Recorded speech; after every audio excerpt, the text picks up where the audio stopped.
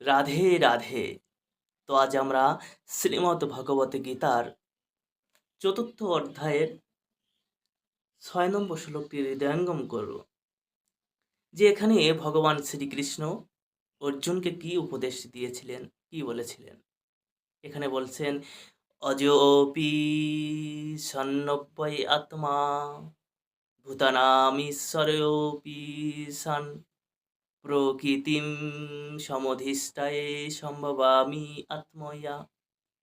অর্জুনকে বলছিলেন, অর্জুন, যদিও আমি জন্মরহিত, জন্মের অতীত, তাকে এই পৃথিবীতে জন্মগ্রহণ করার প্রয়োজন হয় না, কিন্তু তবুও তিনি এই পৃথিবীতে আবির্ভূত হন।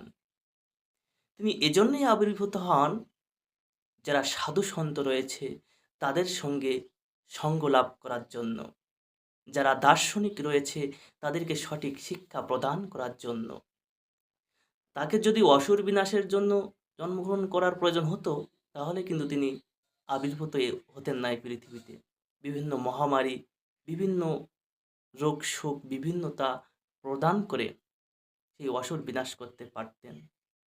কিন্তু ভগবান এই জড়জগতে আবির্ভূত হন সাধুসন্তের দর্শন করার জন্য, তাদের সাথে লীলাবিলাস করার জন্য। এজন্য বলেছেন, অজোপি সন্নব্বয় আত্মা।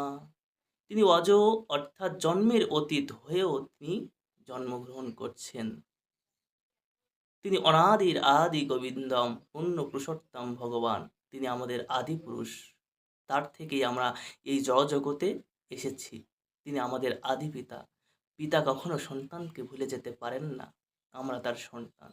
কিন্তু ভগবানকে আমরা ভুলে গিয়েছি। ভগবান আমাদেরকে ভুলে যাননি। তাই সন্তানের উদ্ধারের জন্য পিতা গোলকধাম থেকে মর্তে নেমে এসেছেন। আমার সন্তানদের উদ্ধার করবেন, আমাদের সাথে লীলাবিলাস করবেন। এটি হচ্ছে ভগবানের একমাত্র আসার উদ্দেশ্য।